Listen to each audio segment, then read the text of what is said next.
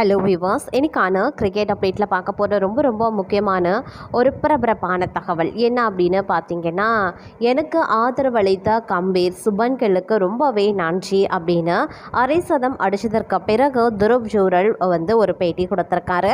அந்த பேட்டியில் இன்னும் சுவாரஸ்யமாக பல விஷயங்களை அவர் பேசியிருக்காரு. இந்த விஷயம் கிரிக்கெட் வட்டாரத்தில் பார்த்தீங்க அப்படின்னா மிகப்பெரிய அளவில் பேசுபொருளாகி இருக்கிறது அப்படின்னே சொல்லலாம். அவருடைய ரசிகர்கள் அவர் சொன்ன சில விஷயங்களை வச்சு நிறைய கமெண்ட் பண்ணி வந்துட்டுருக்காங்க. அவங்களுடைய தனிப்பட்ட முறையிலான கருத்துக்களை தெரிவித்து வந்துட்டுருக்காங்க அப்படின்னு சொல்லலாம். அந்த அளவுக்கு பார்த்தீங்க அப்படின்னா துருவ் ஜூரல் ஒரு பேட்டியில் பேசியிருக்காரு. அவர் என்ன பேசியிருக்காரு அப்படிங்கிறத பற்றியும், அதை தொடர்ந்து இன்னும் கிரிக்கெட்டில் பார்த்தீங்க அப்படின்னா நடைபெற்று கொண்டு இருக்கக்கூடிய சுவாரஸ்யமான பரபரப்பான அப்டேட்ஸை பற்றியும் இன்னைக்கு வீடியோவில் நாம் தெரிஞ்சுக்க போகிறோம். ஸோ இந்த பதிவு உங்களுக்கு மிக பயனுள்ள விகிதத்தில் இருக்கும். வீடியோவை ஸ்கிப் பண்ணாமல் கடைசி வரைக்கும் பாருங்கள். வீடியோக்குள்ளே போகிறதுக்கு முன்னாடி இதுவரைக்கும் நீங்கள் நம்ம சேனலை சப்ஸ்கிரைப் பண்ணலை அப்படின்னா உடனே சப்ஸ்கிரைப் பண்ணிக்கோங்க.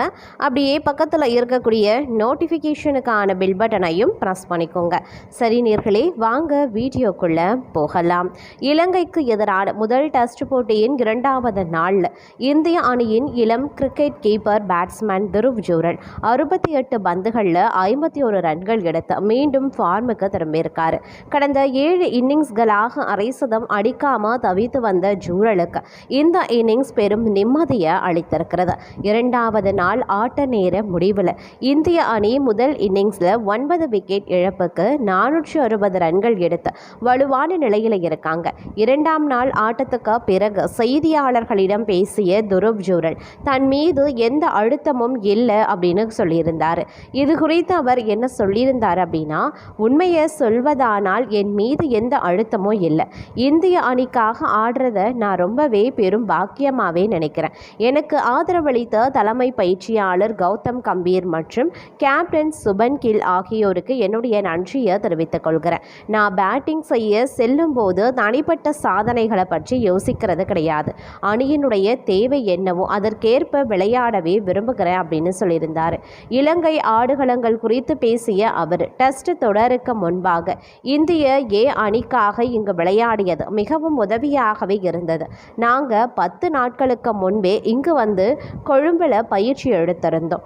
மைதானத்தில் அதிக நேரம் பேட்டிங் பயிற்சி செய்தது இங்கு இருக்கக்கூடிய சூழ்நிலையை புரிந்து கொள்ள உதவுச்சு. மழை காரணமாக ஆட்டம் பாதிக்கப்பட்டதால் விக்கெட்டுகளை தேவையின்றி இழக்காமல் நிதானமாக ரன்களை குவிக்க திட்டமிட்டிருந்தோம். தற்போது பீச் பேட்டிங்கிற்கு சாதகமாக இருக்கிறதுனால நமது பந்து வீச்சாளர்கள் நீண்ட ஸ்பெல்களை வீசி விக்கெட்டுகளை வீழ்த்த வேண்டும் அப்படின்னு சொல்லியிருந்தார்.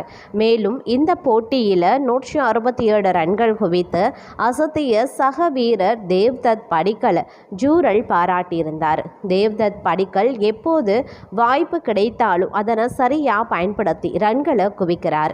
இந்திய அணிக்காக அவர் சிறப்பாக விளையாடுவதை பார்ப்பது மகிழ்ச்சி அளிக்கிறது அப்படின்னு அவர் சொல்லியிருந்ததும் குறிப்பிடத்தக்க ஒரு விஷயம். அது மட்டும் இல்லாமல் மற்றொரு புறமும் லண்டன் லார்ட்ஸ் மைதானத்தில் நடந்த தி ஹண்டர் 2026 கிரிக்கெட் தொடரின் இறுதி போட்டியில் ட்ரெண்ட் ராக்டெக்ஸ் அணியை 5 விக்கெட் வித்தியாசத்தில் வீழ்த்தி மான்செஸ்டர் சூப்பர் ஜெயின்ஸ் அணி சாம்பியன் பட்டம் வென்று அசத்தியிருக்காங்க. சஞ்சீவ் கோயங்காவுக்கு சொந்தமான மான்செஸ்டர் சூப்பர் ஜெயின்ஸ் அணி ஜோஸ் பட்லர் தலைமையில் ஆடி கோப்பையை வென்றிருக்கிறது. இந்த போட்டியில் முதல்ல பேட்டிங் செய்த ட்ரெண்ட் ராக்கெட்ஸ் அணி மான்செஸ்டர் அணியினுடைய பந்து வீச்சை எதிர்கொள்ள முடியாமல் திணறியிருந்தாங்க. 100 பந்துகளின் முடிவில் அந்த அணி 8 விக்கெட் இழப்புக்கு 158 ரன்கள் மட்டுமே எடுத்திருந்தது. ராக்கெட்ஸ் அணியினுடைய அதிகபட்சமாக அணியூரின் டொனால்ட் 38 ரன்களும் லூயிஸ் ஜார்ஜி 32 ரன்களும் பென் டக்கெட் 31 ரன்களும் எடுத்திருந்தாங்க. மான்செஸ்டர் அணி தரப்புல சிறப்பாக பந்து வீசிய நூர் அகமது 3 விக்கெட்டுகளையும் சன்னி பேக்கர் 2 விக்கெட்டுகளையும் கைப்பற்றி ரன் குவிப்பை வெகுவாக கட்டுப்படுத்தினர். ஜோஸ் டங்க் லியாம் டசான் தலா 1 விக்கெட் வீழ்த்தியிருந்தாங்க. தொடர்ந்து 159 ரன்கள் என்ற இலக்கை நோக்கி விளையாடிய மான்செஸ்டர் சூப்பர் ஜெயின் ஜெயின்ஸ் அணி ஆட்டத்தின் 98வது பந்தில் 5 விக்கெட் இழப்பிற்கு 162 ரன்கள் எடுத்து த்ரில் வெற்றி பெற்றிருந்தது. மான்செஸ்டர் அணியின் தொடக்க வீரர் டிம் ஷெப்பர்ட் அதிரடியாக விளையாடி ரன் குவித்தார். அவர் 38 பந்துகளில் 7 சிக்சர்கள் 4 பவுண்டரிகளுடன் 72 ரன்கள் குவித்து அணியின் வெற்றியை உறுதி செய்தார். இதுவரை ஆட்டமிழக்காமல் இருந்த லூயிஸ் டூ பிளாய் 18 பந்துகளில் 27 ரன்கள் எடுத்திருந்தாங்க. கேப்டன் ஜோஸ் பட்லர் 23 ரன்களும் பால் வால்டர் 22 ரன்களும் எடுத்து தங்களது பங்களிப்பை அளித்திருந்தாங்க. ட்ரெண்ட் ராக்கெட்ஸ் அணி தரப்பில் முகமது அமீர் 3 விக்கெட்டுகளையும் கால்வின் ஹரிசரின் 2 விக்கெட்டுகளையும் வீழ்த்தியிருந்தாங்க. இதற்கு முன்பு 2022 மற்றும் 2023 ஆகிய ஆண்டுகளில் மான்செஸ்டர் அணி இறுதிப் போட்டிக்கு முன்னேறியும் கோப்பையை வெல்லும் வாய்ப்பு தவறவிட்டது. ஆனால் இந்த முறை சூப்பர் ஜெயின்ஸ் அணி என்ற புதிய பெயருடன் ஆடிய முதல் சீசன்லேயே சாம்பியன் பட்டத்தை வென்றிருந்ததும் குறிப்பிடத்தக்க ஒரு சாதனையாகவே பார்க்கப்பட்டு வருகிறது அப்படின்னே சொல்லலாம். அது மட்டும் இல்லாமல் மற்றொரு புறமும் இலங்கைக்கு எதிரான முதல் டெஸ்ட் போட்டியின் 3ஆம் நாள் ஆட்டத்தில் இந்திய கிரிக்கெட் அணி தன்னுடைய முழு ஆதிக்கத்தை நிலைநிறுத்தியிருக்காங்க. இந்திய அணி தன்னுடைய முதல் இன்னிங்ஸில் 462 ரன்களுக்கு ஆல் அவுட் ஆனதை தொடர்ந்து தன்னுடைய முதல் இன்னிங்ஸ் தொடங்கிய இலங்கை அணி இந்திய அணியின் பந்து வீச்சை எதிர்கொள்ள முடியாமல் திணறி வருகிறது. இந்திய அணியின் பேட்டிங்கில் தேவ்தத் படிகள் அபாரமாக விளையாடி 167 ரன்கள் குவித்திருந்தார். இதன் மூலமாக இந்திய அணி 462 ரன்கள் என்ற வலுவான ஸ்கோரை எட்டியது. அதனைத் தொடர்ந்து களமிறங்கிய இலங்கை அணிக்கு இந்திய வேகப்பந்து வீச்சாளர் முகமது சிராஜ் தன்னுடைய ஓவரின் 2வது பந்திலேயே விக்கெட் வீழ்த்தி அதிர்ச்சி தொடக்கம் தந்தார். இதனால் இலங்கை அணி ஆரம்பத்திலேயே சரிவை சந்திக்க தொடங்கியது.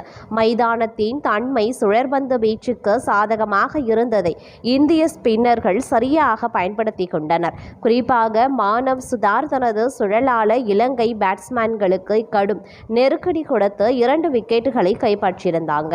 ரவீந்திர ஜடேஜா நேர்த்தியாக பந்து வீசி தனஞ்சய டி சில்வாலின் முக்கிய விக்கெட்டை வீழ்த்தியிருந்தார். குல்தீப் யாதவ் தன்னுடைய பங்கிற்கு 1 விக்கெட்டை கைப்பற்றியிருந்தார்.